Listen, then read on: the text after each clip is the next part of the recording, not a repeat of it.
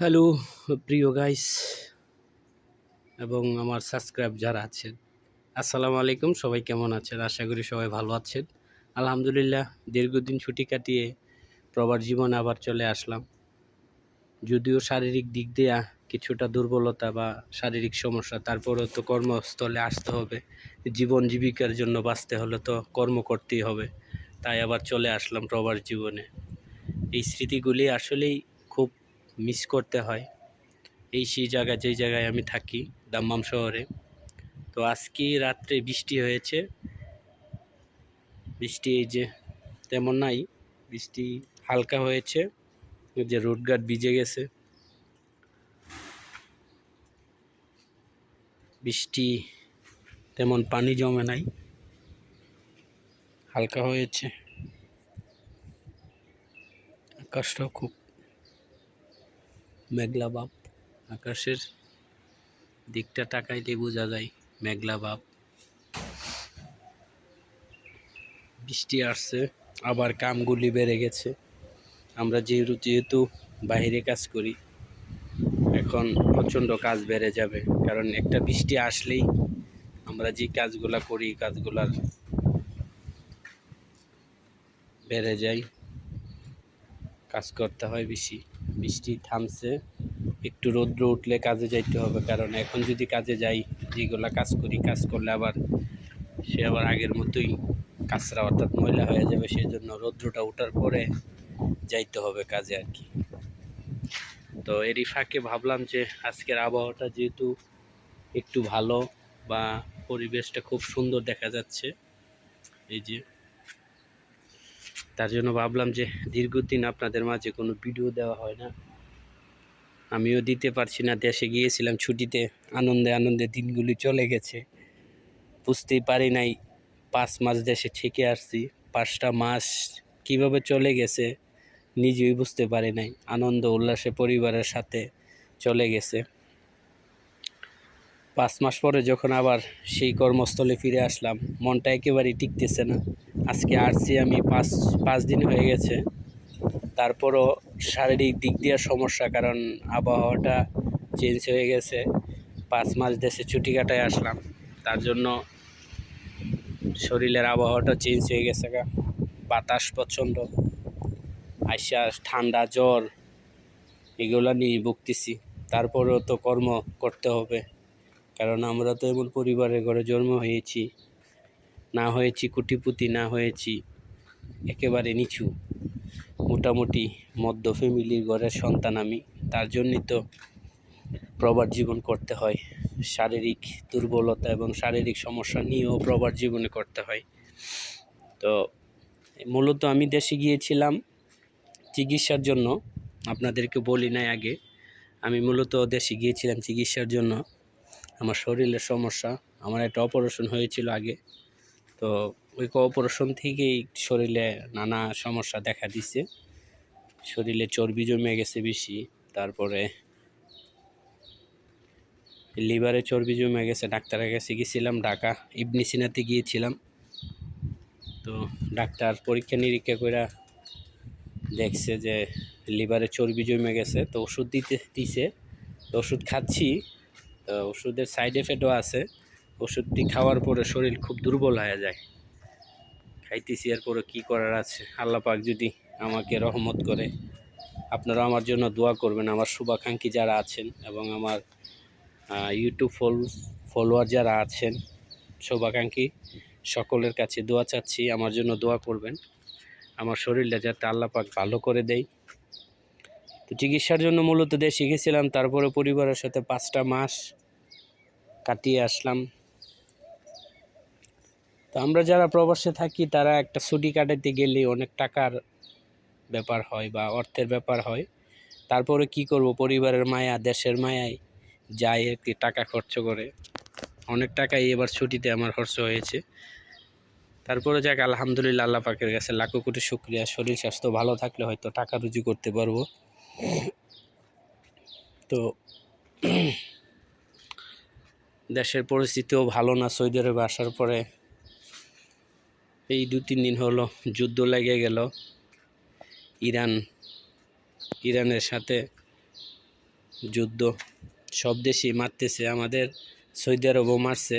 আমি যেখানে থাকি এখান থেকে 15 কিলোমিটার দূরে একটা সৌদি আরবের তেল পাম্প আছে। ওই তেল পাম্পের মধ্যেই যেখান থেকে তেল উৎপাদন করে আর কি, এই তেল অনেক জায়গায় দেশের বিভিন্ন জায়গায় যায়, ওই তেলের খনির মধ্যেই মাইরা দিছে। তো যাই হোক, সকলে দোয়া করবেন সকল প্রবাসীদের জন্য, সকল দেশের প্রবাসী, বিশেষ করে আরব আমিরাত যারা আছে, সৌদি আরব, তারপরে দুবাই, বাহরাইন যারা আমরা আছি, এরা খুব আতঙ্কর মধ্যে আছি আমরা। কারণ আতঙ্কর মধ্যেই থাকি সব সময়, কারণ কখন কোন দিক দিয়ে মাইরা দেয় বলা তো আর যায় না। যাই হোক, সবাই দোয়া করবেন আমাদের প্রবাসীরা যারা আছে, আমরা প্রবাসে পরিবার এবং দেশ ছেড়ে প্রবাসে আসছি 2টা টাকা রুজি করার জন্য, পরিবার ভালো রাখার জন্য, দেশ সচল চলবে। তো রেমিটির যোদ্ধা যারা আছে তাদের জন্য আপনারা মন থেকে দোয়া করবেন, আল্লাহ পাক যাতে সকলকে ভালো রাখে, সুস্থ রাখে। আমরাও আপনাদের জন্য দোয়া করি, আল্লাহ পাক যাতে আপনাদেরকে ভালো রাখে। তো এই আর কি, কথাবার্তা বলতেছি, একটু ভালো লাগতেছে। সকালের আবহাওয়াটা একটা ভালো পরিবেশ, ঠান্ডা, অর্থাৎ বৃষ্টি হয়েছে তো রাত্রে, অর্থাৎ আমাদের গ্রামের ভাষায় মেঘ যেটাকে বলা হয়, রাত্রে মেঘ হয়েছে, তার জন্য আবহাওয়াটা একটু ভালো, পরিষ্কার দেখা যাচ্ছে, আকাশের মধ্যে পাখিগুলো উড়ালতেছে। তো এই ফাঁকে ভাবলাম সকালের আবহাওয়াটা একটু ভালো, তার জন্য ভিডিওটা ভাবছি কইরা নিয়ে আপনাদের সাথে। তার এই ফাঁকে একটু কথা হয়ে গেল।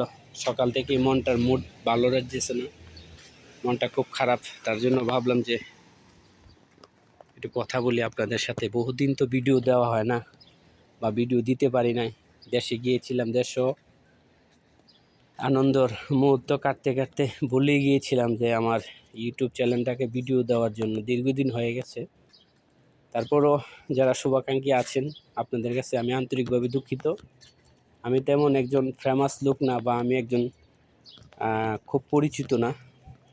এই ইউটিউব চ্যানেলটা খোলার অর্থ হইল মাঝে মাঝে ভিডিও দেওয়া হবে, আমি একটু কথাবার্তা বললাম। আসলে দেখেন, প্রবাস জীবনটা তো একা একা থাকি, তো নিজেকে খুব অসহায় মনে হয়। তো ভাবলাম যে একটা ইউটিউব চ্যানেল খুললে হয়তো বা একটা ভিডিও দেওয়া হলো, আপনাদের সাথে কথাবার্তা হলো,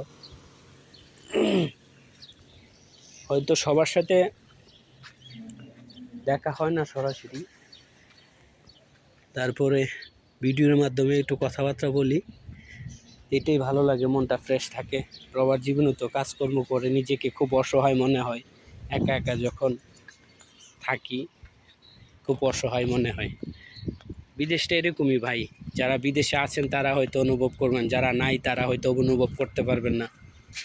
বিদেশটা আমাদের এরকমই, রুজি করি টাকা ঠিকই, কিন্তু মনের যে একটা আনন্দ, যেমন 5 মাস ছুটি কাটায় আসলাম পরিবারের সাথে, যে একটা আনন্দ ফিল করছি, আসলেই শরীর যে অসুস্থ, পরিবারের সাথে যখন ছিলাম, সত্য কথা ওই অসুস্থটা অনুভব করি নাই। নিজে যে আমি অসুস্থ, তারপরও মনে হয়েছে না যে আমি অসুস্থ। পরিবারের সাথে ছিলাম, আনন্দ মুহূর্ত ছিলাম, খুবই ভালো লাগছে, সময়গুলো অল্প সময় কেটে গেছে। তাই আর কি, প্রবাস জীবন যারা আছে তারা এইভাবেই দিনগুলো কাটতেছে। আল্লাহ পাক যদি তাদেরকে সুস্থ রাখে, ভালো রাখে, তো আমার জন্য দোয়া করবেন, আমি আপনাদের জন্য দোয়া করি সৌদি আরব থেকে। আল্লাহ পাক যাতে সবাইকে ভালো রাখে, সকলকে যাতে ভালো রাখে, সুস্থ রাখে। আমার জন্য দোয়া করবেন। আমার লিভারে চর্বি জমে গেছে, ডাক্তার বলছে ওষুধ খাওয়ার জন্য আর খাবার দাবার কন্ট্রোল করার জন্য। তো আলহামদুলিল্লাহ, খাবার দাবার কন্ট্রোলে, আমি আগে খাবার দাবার কন্ট্রোলেই থাকতাম, তারপরে মাঝে মাঝে একটু ফাস্টফুড বা বাহিরের খাবারটা খেয়ে ফেলছি, হয়তো বা ওইটার থেকে চর্বিগুলো বেড়ে গেছে। তো এটাই আর কি, মহান আল্লাহ পাক যদি আপনাদের দোয়া আমাকে ভালো করে সুস্থ করে। আজকে একবারে রুট নীরব, কারণ রমজান মাস তো, রমজান মাস সেহরি খাওয়ার পরে সবাই যার যার পরিবারের সাথে ঘুমিয়ে থাকে। আর এই দেশের মানুষ তো একটু সুযোগ পাইলেই, এমনি তো খুব তারা শৌখিন মানুষ, তারপরও তারা যখন একটু দেখে যে বৃষ্টি হয় বা মেঘ হয়, ঠান্ডা আবহাওয়া আরামসে ঘুম দেয়, কারণ তাদের তো কোনো টেনশন নাই। তারা খাইতেছে, ঘুমাইতেছে, ঘুরতেছে। টেনশন তো আমাদের মতো গরিব রাষ্ট্রের লোকরা যারা প্রবাসে আছি।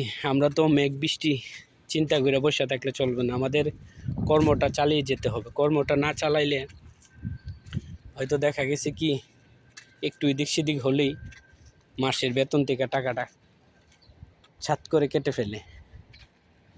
তো এই যে এটা হলো বড় বিল্ডিংটা যেটা দেখতেছেন গ্লাস লাগাইল, ওইটা হলো আমাদের দাম্মাম শহরে যারা থাকেন হয়তো চিনবেন, এটা আলমনা হসপিটাল, বড় হসপিটাল এটা। তো কথা বলতে বলতে দীর্ঘ সময় চলে আসলাম, আমিও একটু হাইটা এই ফাঁকে হেঁটে ফেললাম। তো সবাই ভালো থাকবেন, সুস্থ থাকবেন। আবারও বলছি, সবার প্রতি শুভকামনা রইল। আপনারাও আমার জন্য দোয়া করবেন, আল্লাহ পাক যাতে আমাকে এই রোগের থেকে মুক্ত করে। তো ভালো থাকবেন, সুস্থ থাকেন। আজকের মতো এখানে বিদায় নিলাম। আল্লাহ হাফেজ।